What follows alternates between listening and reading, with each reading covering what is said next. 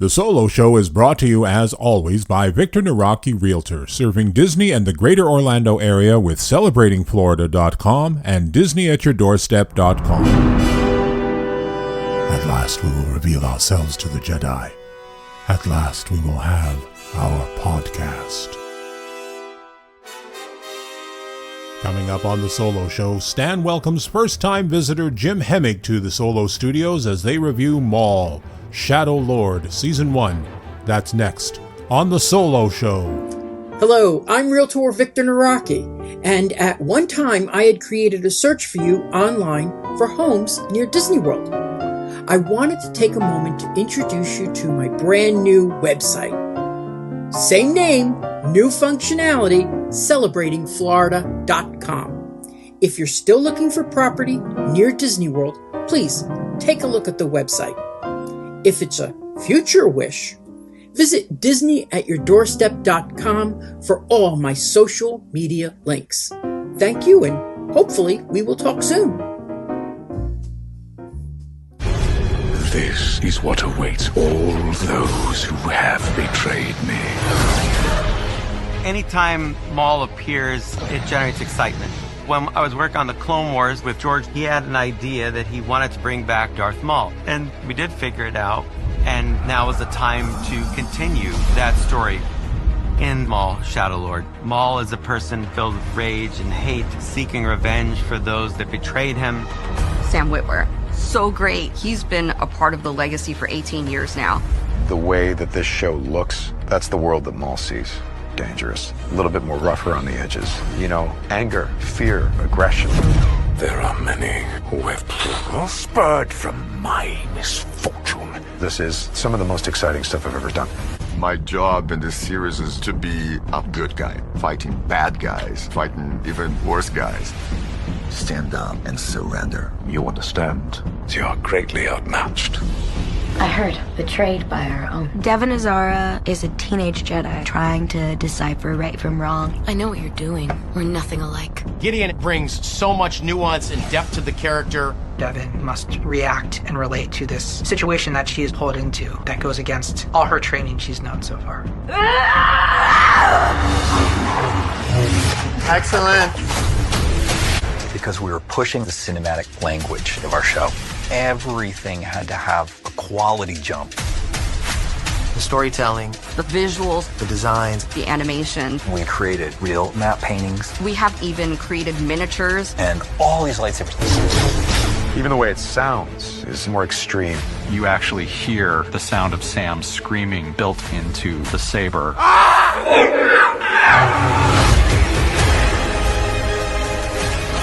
Animation looks fantastic. It's going to be fun, scary at times, dark, dramatic, to bring us the grit and realism that we want in a series with Maul's name on it.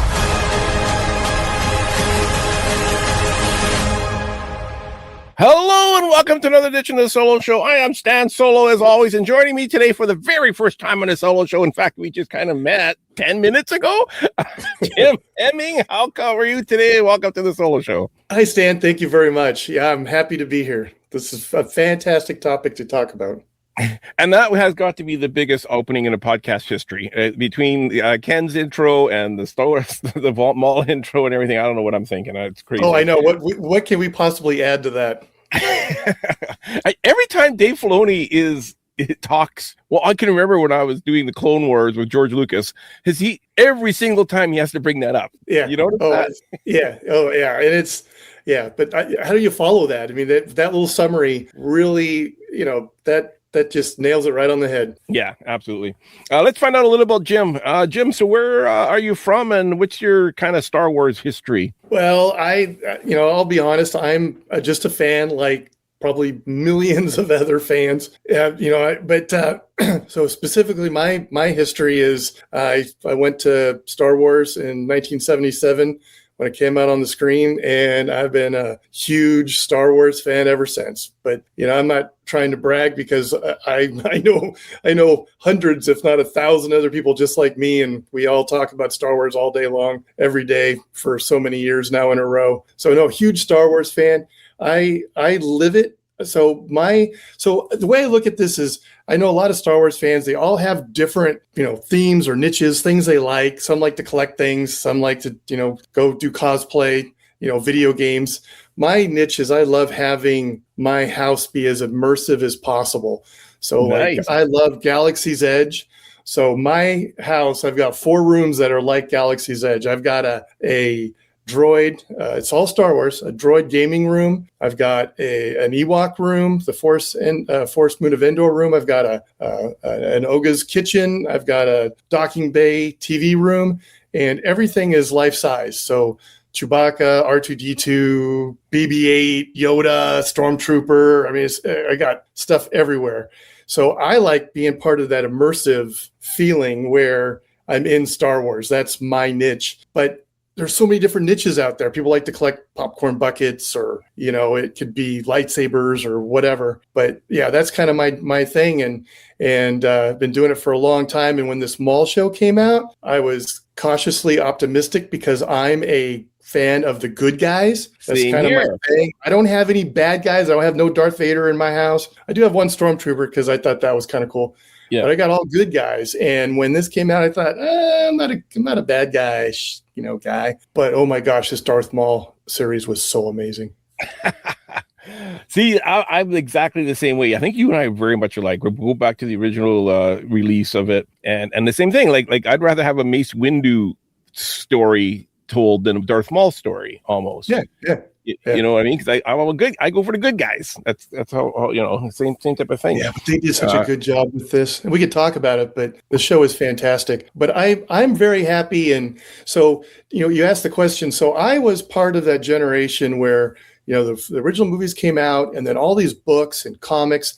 I had everything, and I had all the comics that were coming out. I had all the books, and then Disney bought Star Wars. And when that happened, I was so excited.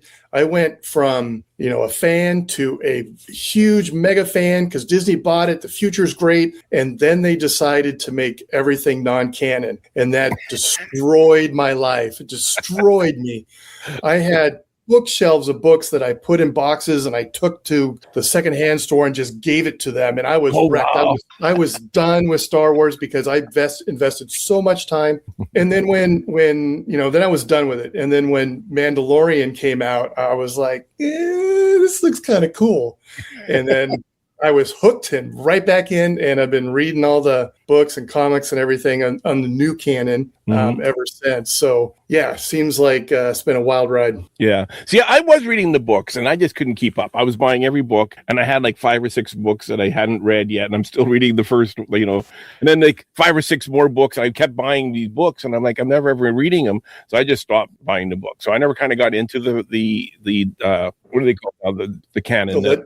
The legends. They call it legend, but back then I guess it wasn't. Yeah, the expanded universe. Yeah, but you can still enjoy the stories for what they are, no? Yeah, well, so my opinion is I'm a cup is half full. I'm more of a cup is like overflowing. So I think all Star Wars is great. Some people say, well, quality over quantity is better. I like everything they do, but there's degrees of how much you like things. And overall, I think the stories in Legends, the old stories, I think had a better quality than some of the newer books that I'm reading that are canon. Yeah. So, but for the most part, I find them all enjoyable, or I wouldn't read them. I got way into the High Republic. I thought that was fun, starting with nothing, and I read all of that, all of the that's a lot. For the young kids books, the middle grade books, the adult books, all the comics, the audio dramas, everything.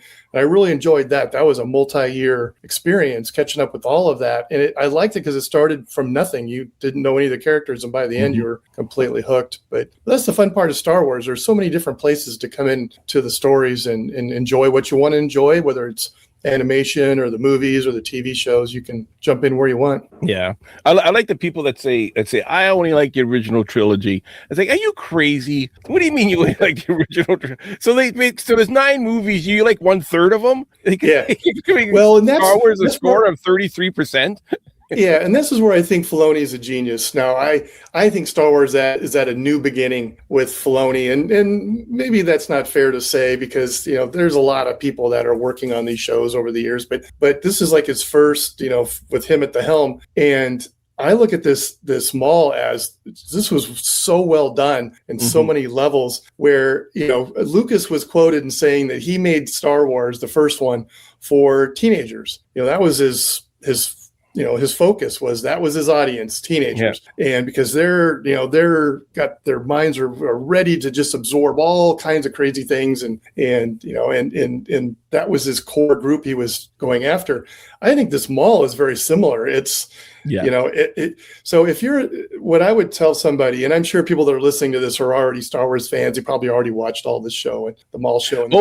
Before we get too far, we should say we're going heavy into spoilers. So if you haven't watched the show, you don't want to be spoiled, you might want to pause us. But let's let everybody give them a fair chance. Because spoiler alert. Well, I would say that most people watching this or listening to this, are probably already watched it. But if you haven't, if you're a Star Wars fan, you will love Maul Shadow Lord. If you're not a Star Wars fan or kind of on the fence, you'll still really like it. It's really good.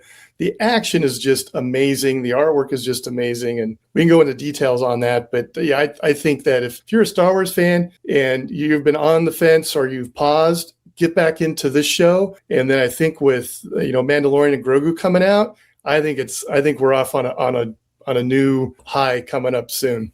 Yeah, I think so too.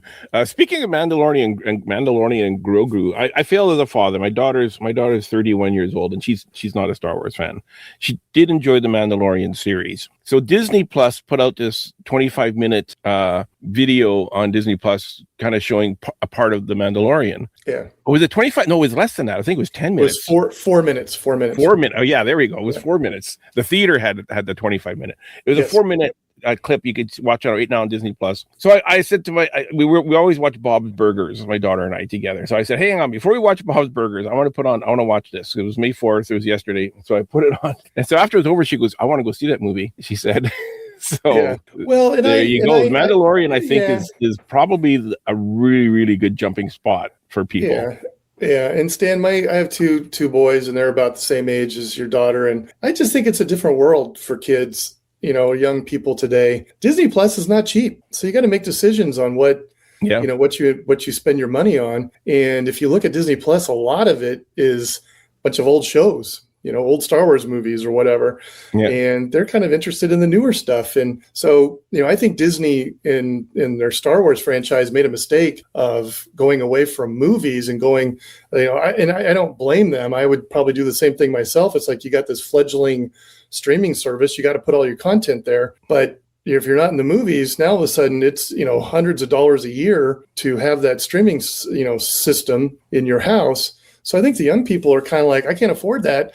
But if it was a movie in the theater, I'd probably go because now we're talking, $20-$30 or whatever, opposed to, a monthly fee. And I think Disney's waking up to that and going, well, maybe we we're pricing out certain segments, so let's put movies back in. So, my kids are the kind of same way. It's like, I think they haven't been interested in it. And I don't know if it's really their fault. I think it's just comes down to finances in some cases.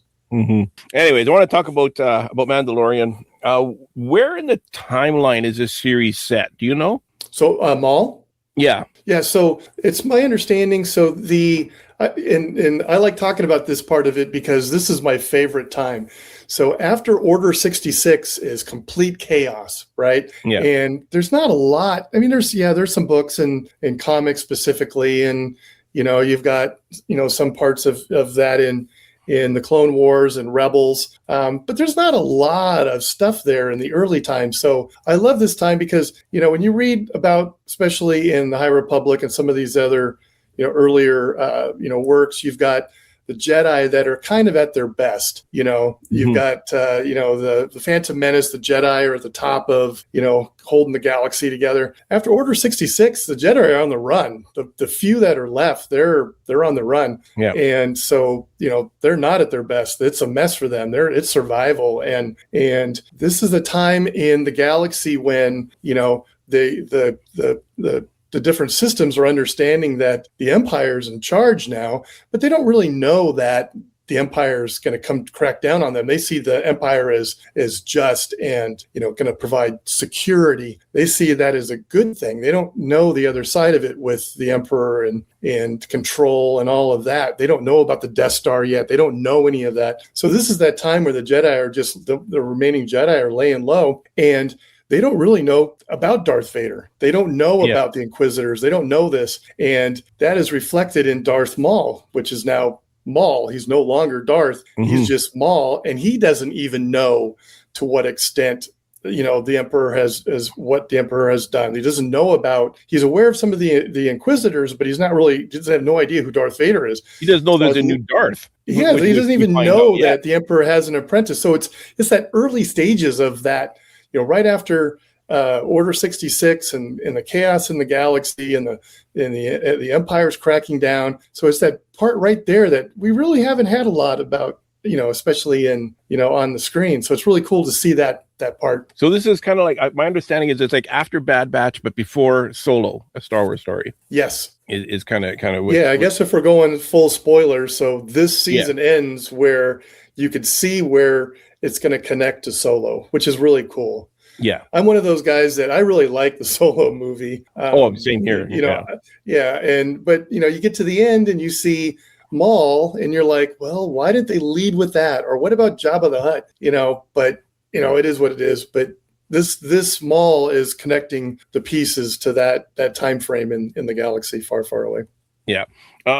Growing up, we were always told that Vader, after the Clone Wars, went and hunted and killed all the Jedi. And then when we watched the episode 3, we see Jedi getting killed left, right, and center. All the younglings are getting slaughtered by Vader. How many Jedi are left? It seems like every series there's 2 more popping up.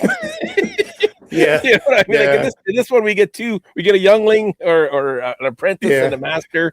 There's masters still running around. Kenobi thought he was the last one. They said Luke was the last one.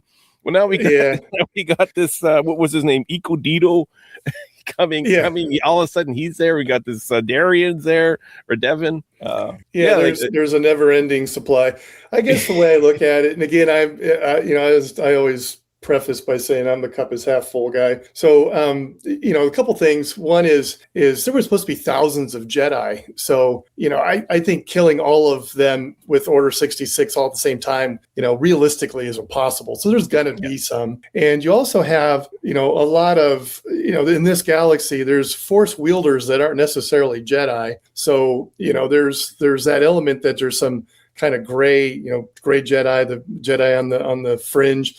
You've got Jedi that were laying low. You got Jedi that were scattered all over the galaxy. So it makes sense that there would be some that pop up, here and there. Mm-hmm. And then on the Inquisitor side, I really like that aspect of it because, Vader trying to hunt them all down by himself would be difficult, mathematically. Yeah. So getting others to join, whether it's, Jedi that were easily corruptible, or Jedi you could torture into this profession. Hey, do you want to help me track down all the other Jedi, or do you want to die? Mm-hmm. It provides some motivation for the Inquisitors. But what's cool is goes back to my reading all those early books before before Disney bought it and I had my mental breakdown. The Inquisitors have been in. They've been in, in Rebels quite a bit. They've been in the Jedi Fallen Order video game. They've been in comic books. They've been all over the place. Mm-hmm. So this isn't something they just pulled out of thin air. This has actually been in lots of other stories, these Inquisitors. But what they did really well in this series is they made those Inquisitors just look, they were just mean and evil and awful. And in some of the other, especially Rebels, I almost thought the Inquisitors were a little campy. Almost a joke. But the Rebels show was really more for a younger audience, so I get it. They weren't, but these Inquisitors in Maul are like nightmare material. I like the scene with the Inquisitor where he's standing there and he's talking to that stormtrooper, and he after they're done talking, he just kind of looks over the stormtrooper a bit, and then he leaves, and the stormtrooper just kind of goes, he just slumps over. That scene was so powerful. The Inquisitor was basically like like, sensing him up and down. Like, what does he know? Yeah. Almost and then leaves, smelling and the guy was like, "Oh my god!" Yeah. So they made the Inquisitors in this just absolutely nightmare material, and so that's what I think they needed in this new era of Star Wars, is not to make everything so friendly. And I think they did a fantastic job with Maul, where they kind of humanized him a little bit, but at the same time, he was bad, and and you knew he was going to turn on the Jedi. You knew it was going to happen. Even though he looked like he was trying to do the right thing, you knew. What's the old story, Stan, the frog and the scorpion? Have you ever heard that? I thought I knew all the old stories. I don't think I know that one. I'm really old. So the frog and the scorpion. So there was this stream that the frog and the scorpion had to get across.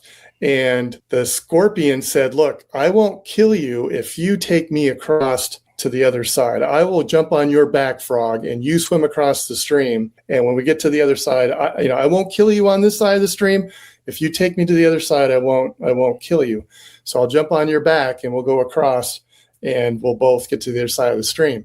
So the frog says, "Well, I guess that sounds better than dying over here by a scorpion sting." So the frog agrees to that and lets the scorpion jump on his back, and halfway across the stream, the scorpion stings the frog, and they both sink into the stream. And before they sink, the frog says, "Why do you do that?" And the scorpion says, "I'm sorry, I'm a scorpion. It's in my nature." Yeah. So the whole point is that's what scorpions do. And the whole time we're watching this, it's like, Maul's going to turn on them, because that is Maul. Yeah. Even though it looks like they're humanizing him a little bit, he's not a good guy. And I love that about this show, because it shows the bad guy. He's a little vulnerable. He's trying to get revenge, and he's trying to do what he needs to do to survive. But he's evil. Well, that was one of my fears going into this, was that they're going to make it that we're going to feel compassion and sorry for Maul. And they really didn't do that. Yeah. That was one of the things I was kind of worried about. No, they did this so well. In my opinion, from everything, from the tone, the artwork, the music, the story, it's not a surprise. What does it say on Rotten Tomatoes today? It's like 98% positive. Oh, wow. I didn't even think of check Rotten Tomatoes. Yeah. So again, anybody listening to this, if you're like, "Well, I haven't seen this yet, maybe I should, maybe I shouldn't," you got to watch it, because the critics are loving it. So my day job, I'm a graphic designer by trade, and I look at this show, and it's so amazing. The tone is very dark, with a lot of earth tones, and very dark and, kind of ominous. But at the same time, there's a lot of bright pastels in the highlights. So the contrast between the dark and these pastel bright, the Docky's face has got this green, and, Maul's got the red, and Devin's got the pink.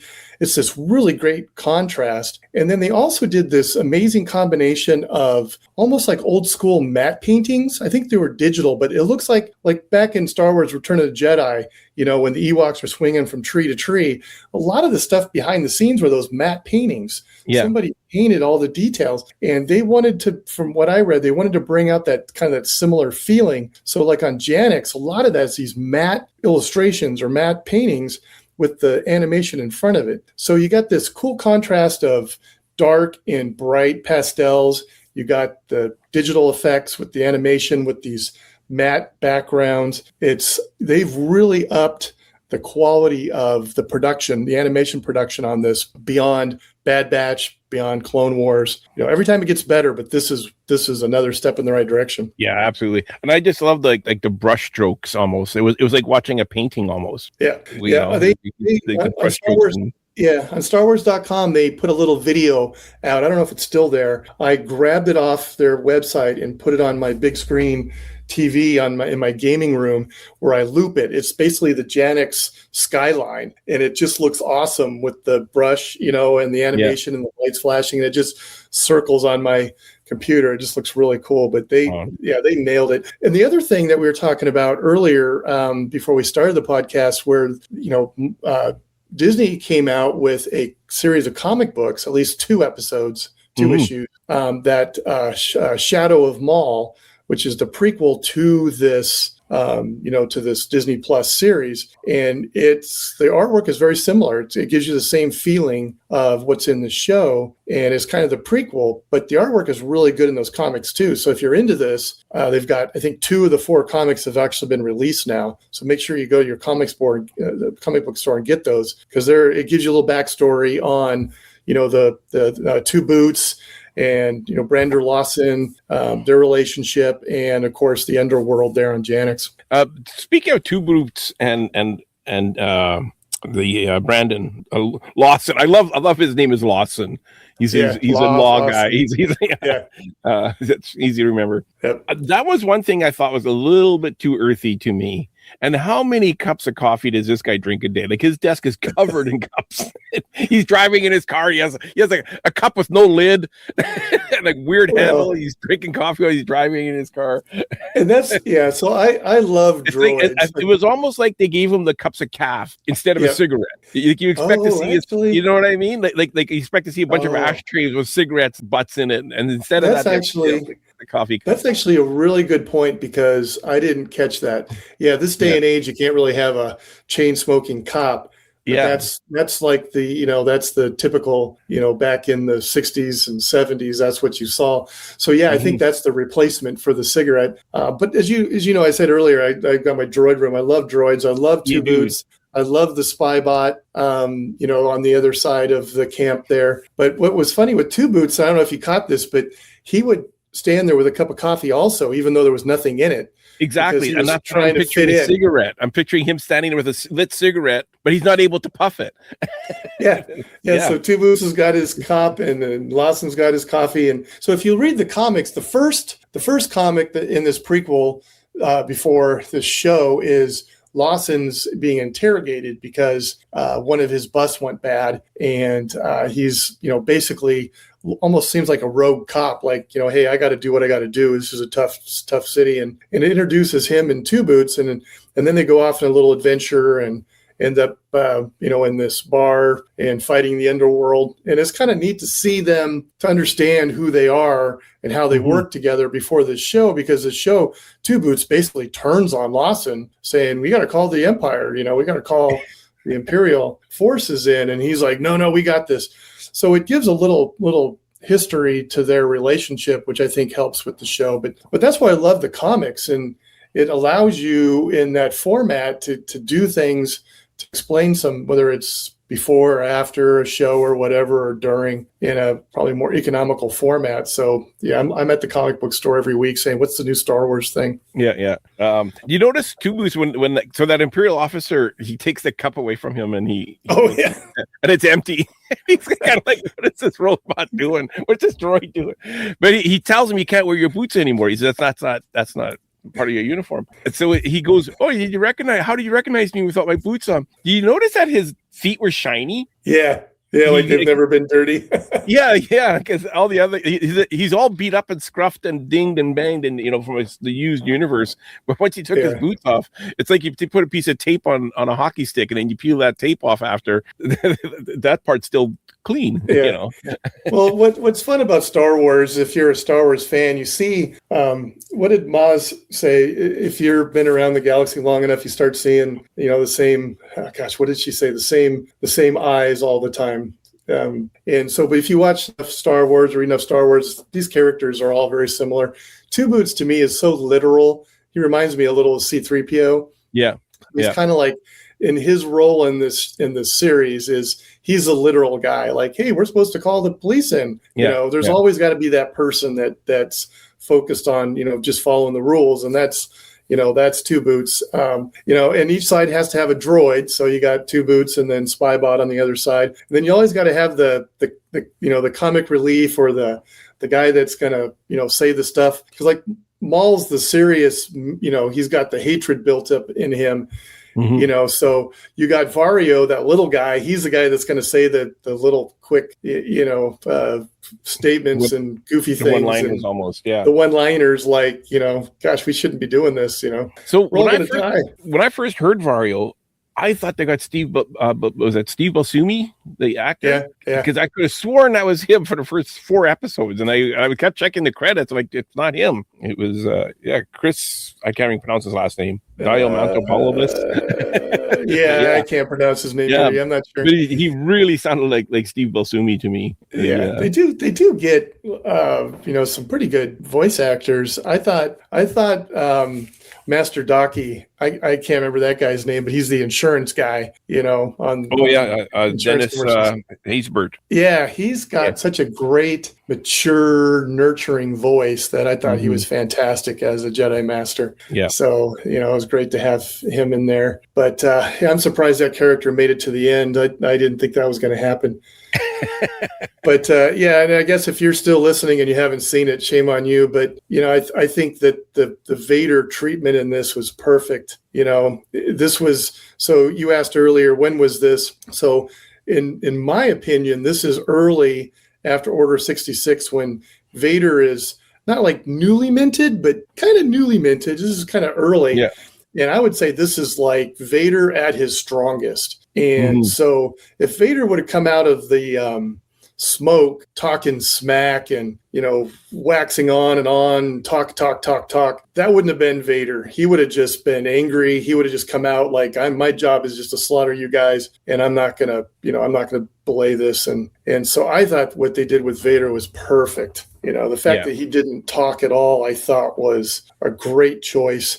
Just make him, a menace and strong and unrelenting. That's what Vader would be like. So I'm glad they didn't try to, cash in on that one. Well, I like the like when he uses his lightsaber almost like an axe, where he's just chopping. Just pummels them. Yeah, and whoever he's doing that to, I think he does it to Maul at one point, and he also does it to Devin at one point. They're just kind of holding the lightsaber as hard as they can, trying not to get just defense. And I think, doesn't Luke use that same move against Vader? In Return of the Jedi, where he starts doing that chopping move, and that's when he eventually cuts off Vader's hand. Kind of the power play. Yeah, and I think in the Obi-Wan, the live action show where Obi-Wan and Vader, Anakin are talking, that makes sense to me because they had history. Vader doesn't know these people; he's just there to take them out. So I really love that decision to do that, not make it a talk fest. But I got to tell you, Stan, I'm a big fan of Star Wars forever, and I love the lightsaber fight scenes. I think this series had the best lightsaber fight scenes I've ever seen. And Acolyte had some pretty good fight scenes, and there's others that have been pretty good, but usually they're pretty short. This series had so much lightsaber action. There was a lot of lightsaber action in this one. Oh, for sure. Yeah, you can almost say too much, but it didn't seem like too much. But when you see three dark side users with red lightsabers, or be 3 against 3, 2 Jedi and Maul. There was like 7 red lightsabers and 2 blue lightsabers. Yeah, it was 3 on 3, and it was like, oh my gosh, this is amazing. And everything seems so purposeful. Like, there didn't seem like there was any wasted, fight elements. Everything had a purpose. Yeah. And so if you like that part of Star Wars, you will not miss out. The other thing that gives it away that this is early is these are the stormtroopers that are in between. These are the TK troopers or whatever they're called that are in between the clone troopers and the actual stormtroopers that you see in A New Hope. Yeah. They have almost like a snowtrooper type helmet without the leather coverings. Yeah. Some people get confused and look at that and go, those stormtroopers don't look right. It's like, well, they're not technically. They're like early versions of stormtroopers, so that's why they look a little different. But that kind of gives the time frame away. But from start to finish, I thought this was fantastic. And now they've already greenlit a second season, so it's like we get more. Spybot. I kind of say I was not very much a fan of Spybot. I thought he was, for what he was supposed to be. He was supposed to be a spy robot, where he would supposed to be incognito, whatever. He was too big, I felt. Yeah. You know what I mean? Well, I like all, as I was saying earlier, I like all the life-size stuff, and I'm thinking they can't sell that at Galaxy's Edge. So yes, it was too big. It was too big because now they can't merchandise that. Exactly. So, it's too big to buy. So I got to be real upfront and honest. So, some people say, oh, Disney's just trying to cash in on merchandise, or some of these Disney shows are not Disney. The Star Wars shows are all fan service. I am the opposite. I love the fan service and I love the merchandise. So I'm okay with all of that, but yeah, that spy bot was too big. You can't sell that. So yeah, that was a mistake. Should have been like this big, Yeah, like the size of a pizza, so you could sell that. Yeah, pizza size would have been more accurate. Yeah, I'm with you. Something else, the other thing too that I noticed is that Maul, he uses the same tactics that he learned from Sidious, which ends up being Palpatine, where he was trying to pit the two gangsters against each other. Yeah, and that's kind of the same thing that Palpatine was doing in A New Hope, where he had the droid army versus the clone army, and he was almost like a puppet master controlling both of them. And so Maul was trying to use those same tactics, I felt, at the beginning of the series. Actually, that's a really good point. Yeah, and I think that, which to me, that's good writing, because you learn from your experiences, you learn from your teachers, you learn from your Sith master. You learn from him. So if he did something completely out of character, something different, it would be like, well, where'd he get that from? So yeah, he is, in a lot of ways, he emulates Sidious, which ends up being his downfall, because he can't come up with something new. He is, Maul is no Vader, so he is trying to do what he has learned, which is not going to work because his master taught him that. The other thing that, if you watch all of these, that he tried the same thing in Clone Wars with Ahsoka Tano. He went to her and said, "Look, Sidious is the Emperor, and we could take him out. If we team up, we can take him out." And she says no, and they fight, and he gets captured. So now he's back doing the same thing again. And it's like, Maul, that didn't work before. But this time, I think he's got a little more experience in how maybe he can play this out. And I think he's being more patient. Where with Ahsoka, he basically was like, he just threw all his cards on the table. Hey, let's work together. And she's like, I'm not working with you. And it didn't work. Yeah, exactly. You're the Scorpion. It's like, I'm not going to fall for this. Yeah. This time he's been more patient, and he knew he can get her into a position where she'd be so mad and that Daki would die. And he knew all this. He could get this to that point, but he had to be patient. So he's learned, but he's still doing the same thing he did before, which we know, because we know where all this goes. Long term, he's going to fail. But at the same time, it's like he's learned what he's going to learn, to your point, and he's doing it, and that's all he's got. He doesn't have anything else. So yeah, and it's his weakness. He's entirely driven by vengeance or revenge. Money doesn't matter to him. Power no longer matters to him. He wants to get Kenobi. He wants to get Palpatine, or as he calls him, Sidious still. Yep. That's his end game. And he seems to think he needs a Padawan to do that, because he was a Padawan. Yeah. Again, you nailed it on the head. He has learned, that's what got Palpatine, Sidious, into that position, was having your hench person run around, do all this work. And, and I think that he thinks that that's how you do it. But he's in this show, his reasoning is justified, because if he was there by himself trying to fight Vader and two Inquisitors, he never would have made it. Yeah. So he needed help. So I think he realizes, I need help, and this proves I need help. Well, especially if his end game is to go after Palpatine, he knows he needs help for that. Oh yeah. There's no way he could do this by himself, and he knows that. And if he could, he wouldn't have to go find help. But yeah, I think it's one of those classic cases where he was the number two, and the number one took over the galaxy, and he could have been right there, but he was pushed aside, and it's like, he feels slighted, and his hatred for that situation is what, as you said, is what drives him. So he's trying to ally himself with whoever he can to gain power. And now he's going to control the underworld. But like you said, he didn't care about that. That's just a means to getting back at Sidious. That's not his goal, but it'll help him get there. What'll be interesting in there's a lot of people talking about this is this Devon. She's, again, back to the coloring, she's very pastel, kind of a pink color.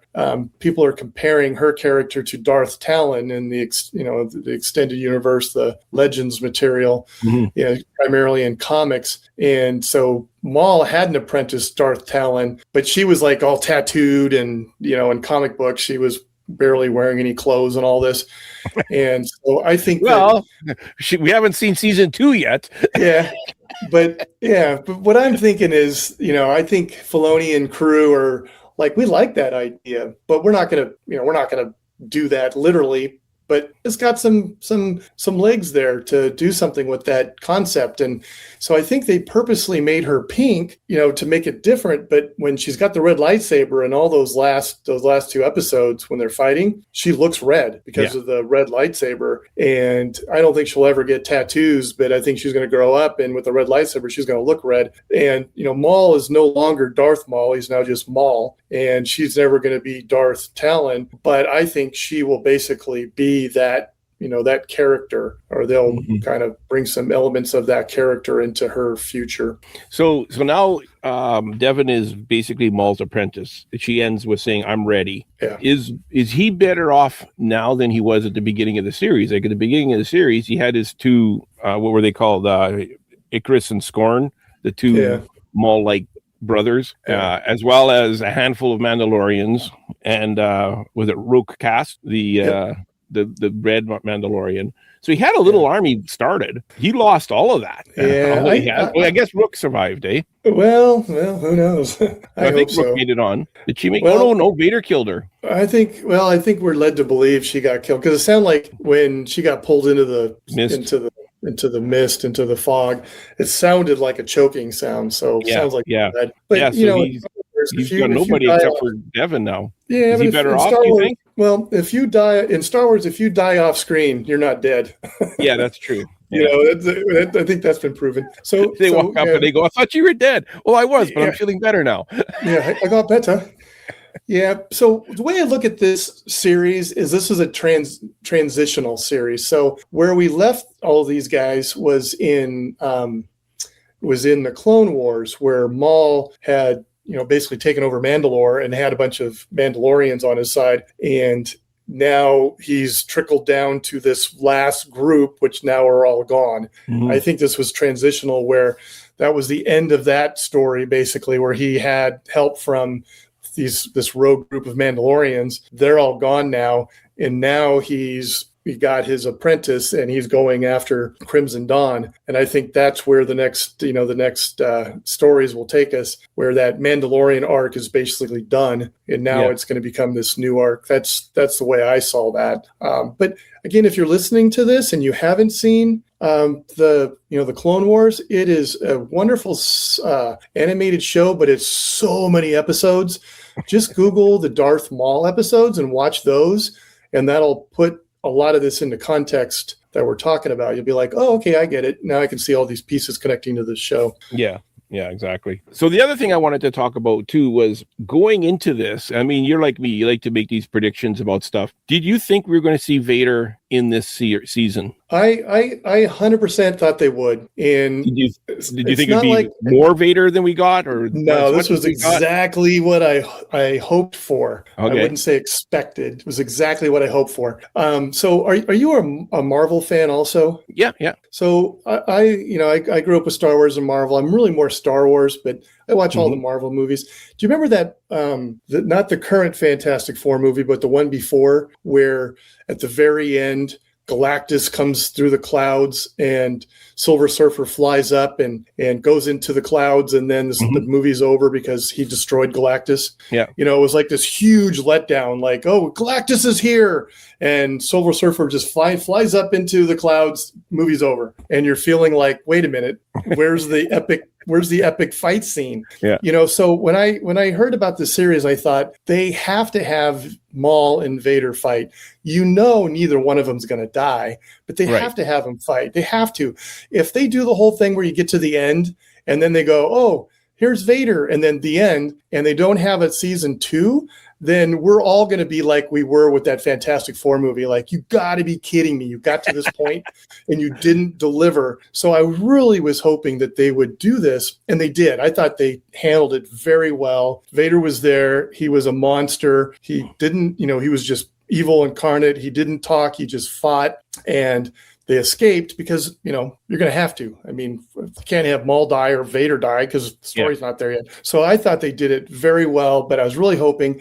But if you really careful and watch it, like I didn't see it until the second time I watched it. If you look on Disney Plus and you get to the last episode, it says episode 10. It doesn't say what it's called. It just says episode 10. Mm-hmm. And then when you're watching it, then the title comes up. It says the Dark Lord. And you're like, oh, Vader's in this, but you already know because you saw the episode before. But it's 9 ends with the Galactic Silver Surfer type of ending where they have Vader breathing and he pulls a Rook into this mist and breaks her neck, or you hear him break a neck.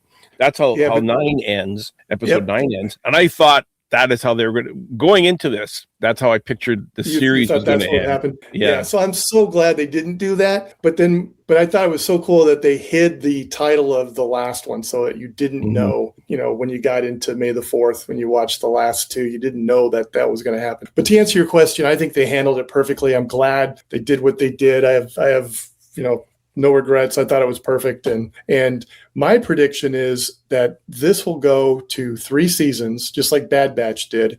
That's why I think they already greenlit the second one. So as I was saying earlier, I think this one is going to be kind of Maul pulling himself out of the gutters where he was at. He lost his Mando people, but he's got a new apprentice. The next one will be, Maul on high leading the underworld, but I predict there won't be any Vader. I think they had to put Vader in this one because if you didn't, it would just be a letdown. But the next one won't have him. They may have Inquisitors. It'll be Maul taking over the underworld. The next one will be, Maul living his best life. And then the third season will be Maul's downfall again. And I don't think Devon's going to survive because we never see her after this, unless maybe she turns back to the good side and she shows up in the next movies or something. But yeah, I have a feeling she's not in it for the long haul, but I think this will definitely be 3 seasons. That'd be my prediction. I think you're in my head. That's exactly the same thing I was thinking. Pretty much word for word. That I don't think we're going to see Vader. The same reason we didn't see Vader in any of the Marvel comics. You can't have the big baddie at the end of every single episode, watching them fly away, shaking his fist, going, "Cursed you Jedi and your apprentice." It doesn't work that way. You can't. It would get old so fast. Yeah, they did very it one-dimensional in Rogue One, where they had Vader at the end, kind of standing there with a goofy look on his face through the mask, and then they did it again in this one. They can't do that every season. That's ridiculous. So I agree. But I think they had to do that. I think the fans, I think Filoni and crew are giving us what we want, and I think that's what we wanted. And then now we're satisfied. So the next one, I think the next one will be about Devon and Lawson's son. So a couple of my predictions. I'm thinking that I think Rook and Brander Lawson's still alive. We didn't see either one die, so I have a feeling they'll be back, and reunite, because there's still some chatter that people think Rook is the armorer and Mando. So, maybe there's something there, but they both died off screen. So I don't think they're dead. When the Jedi Master got, basically, stabbed through the heart. So Daki, I think he's gone. Yeah. But, I think that had to happen. But the other two, I'm not convinced that they're dead. But I think it'll be about the dynamics between the two young people, trying to find her way and get revenge, and him probably saying, that's not the right thing to do. But I wonder if he's got a future in some of that character's got a future in some of the. You're talking about Riley? Yeah, in the Riley growing up. So I was up. going to ask you about that. So the way it ends is that Two Boots promised he would take Riley to his mom. Now his mom works for the Empire. Yeah. Riley just saw his dad getting killed by the Empire. Yeah. How is that going to play out? You know what I'm saying? Yeah. Well, that's he has no love for the Empire whatsoever. And here his mom works. Yeah. I'm assuming what is it? The IAP or whatever there. She's with the ISB, but I don't. ISB, yeah. The Imperial Security Bureau. But I don't know if I think she's in my head canon, I'm thinking she's like low level, where she was like, oh, the Empire's good. I don't think she's like in some kind of position of authority. I think she's just a minion, like all of us. But my prediction is is what you just hit on. Is I don't think he's going to be a real fan of going back to his mom after what he just saw. Yeah. So I think he's going to say, I'm not going with her, I'm with you guys. But I think he's still going to have a moral compass where I don't think he's going to want to just become bad guy. I think he's going to fill the gap for Docky, where Docky was always telling Devin, don't do that, he's evil. I think he's going to be that person for her in the next season. Hey, don't do that. Don't just go over there and kill those people. That's bad. I think he'll be that moral compass, that voice of reason for her. But with Filoni, and he's so close to Favreau, and they've kind of got the reins right now, I wouldn't be surprised if that young man ends up growing into somebody that's in one of these other shows coming up in the future. I think they're kind of planting him in there for future possibilities. Well, maybe he'll end up being a smuggler or something. Yeah, something. And Two Boots will be his companion, kind of like Lando with his droid companion. Yeah, something like that. I can see that. So that's my prediction is 3 seasons, and they needed to make sure this was going to be well received, and I think they felt that out of the gate. So I suspect that'll go on, and then we got to find out what happens to a couple of those people. But I think Maul will connect the dots with the Solo, where he's going to go take out that Crimson Dawn boss, so that Voss takes over, which is what we saw. And then, of course, Voss gets killed in Solo. So, and I think that this will kind of be the sequel to, in some ways, the sequel to Solo, where you'll get to be able to explain some of the storyline that maybe we would have got with Solo if we had a second Solo movie. Yeah. I think if they do a third season, I think that would be like the sequel. I don't think the second season would be. The second season should lead into Solo, I would think. Yeah, that could be. Yeah. The second season could be to be a Star Wars fan, that's for sure. The one thing that I felt didn't pay off was Riley was this amazing sports star playing this lacrosse game, and I was convinced in my own little fan fiction that Riley was going to save the day or save his dad at some point by using a stick or something to whack a rock at somebody. You know what I mean? Like using his sports skills. They led up to they fed us. They spoon-fed us that several times with him holding that stick in this room and playing in the big stadium, and then there was no. He never used this skill. I didn't even think about that. I think you're right. What do they always say in movies? The gun on the mantelpiece. Yeah. The first act is the one used in the third act or whatever. Yeah. I think that you're right. That was, we got hit over the head with that. And I know that was kind of a reference to Phantom Menace, where young Anakin had those sports, the ball and the little stick thing you catch the ball with, whatever it's called. He had those hanging on in his room. I think that was a nod to that. But they kind of hit it over the head with it, and then it never came back around. Yeah. So I wonder if that was just a missed opportunity, or maybe it just got cut, or what. Yeah. Anyways, we're gonna have to wrap this up. The other thing that I noticed too that I thought was kind of cool.